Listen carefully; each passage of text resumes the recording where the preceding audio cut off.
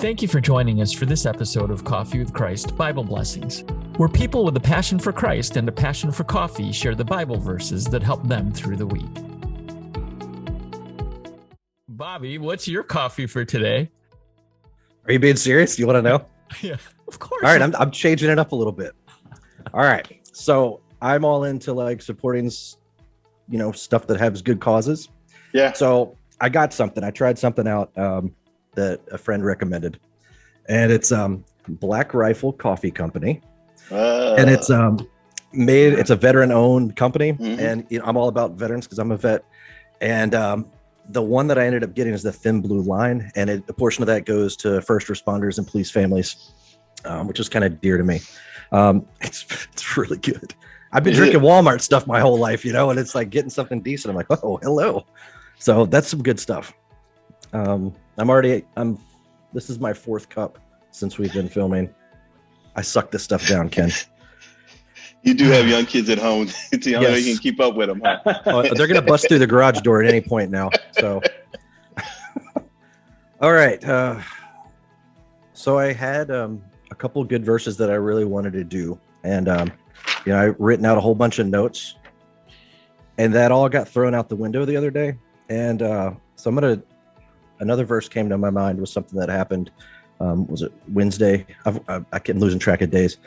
So it's a little bit of a different topic, and I'm a little uncomfortable, but I'm going to do it anyway. So the verse that popped in my head during all this stuff, it comes from Galatians chapter 3, 26 to 29. I can't read my own handwriting, but for you're all sons and daughters of God through faith in Jesus Christ.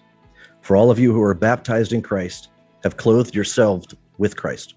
There's neither Jew nor Greek. There's neither slave nor free. There's neither male nor female. For you are all in one in Christ Jesus.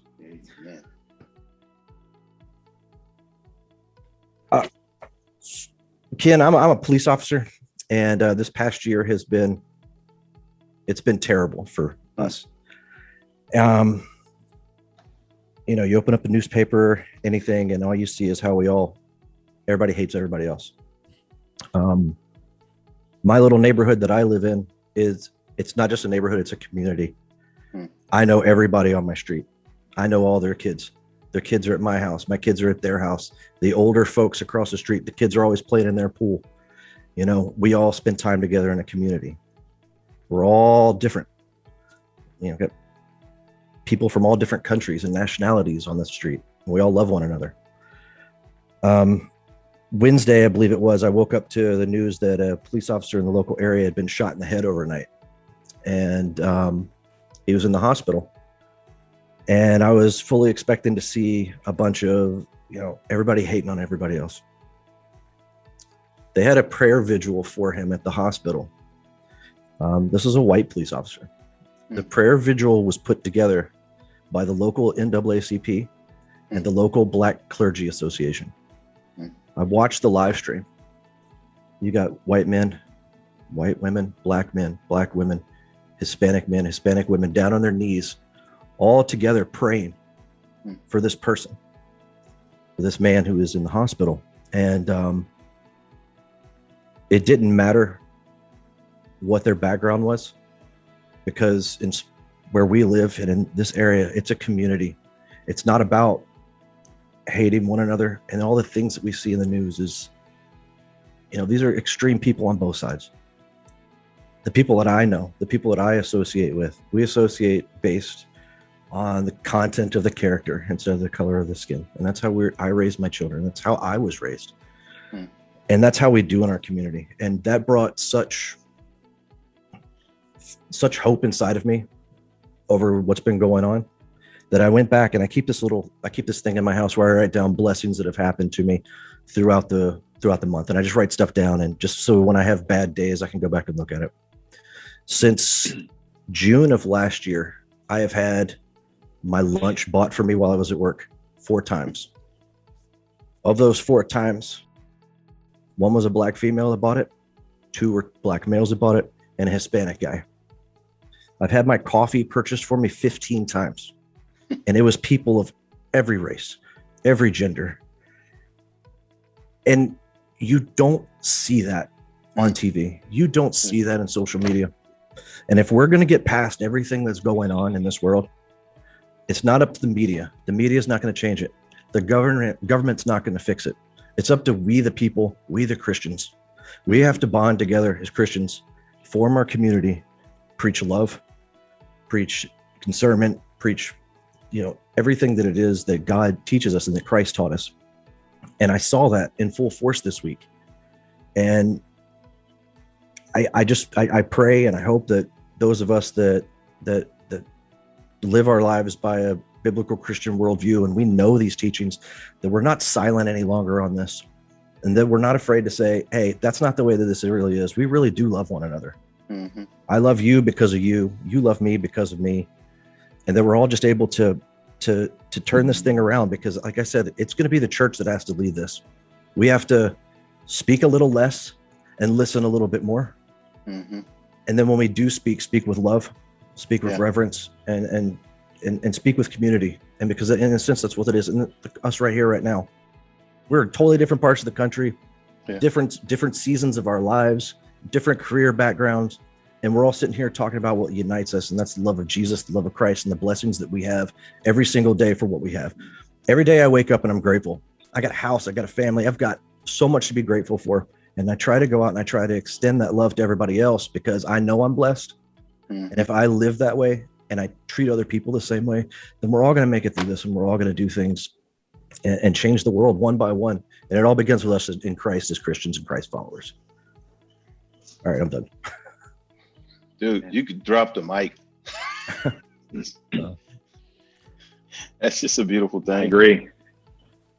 Yeah, man. First of all, sometimes in a show like this, there's so many great things that are said that little things can slide right under the radar. Bobby, you've lived a life of service to us, and we're celebrating Independence Day next week. And first of all, for that, I want to thank you, because you mentioned you were a vet. And for, I've known you a long time. And just to, again, for us to be able to be on a show like this and say, look, we're vulnerable, things can get at us. That's what this is for. And I hurt inside for the pain that not only you and the other great law enforcement officers out there have had to endure. Just because, like in anything, not everybody's good, but not everybody's bad. And so I just wish that more people would know that there's more good out there than bad, and not make hasty generalizations about anything. And I think that's the biggest takeaway for me, is there's so many people like you who just want to love and want to serve. Yeah. And we can't let the negativity get in the way. So thank you for sharing that. Yeah, Bobby, that was wow.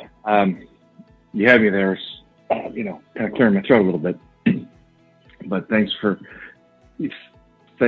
sharing some vulnerability and sticking in your faith.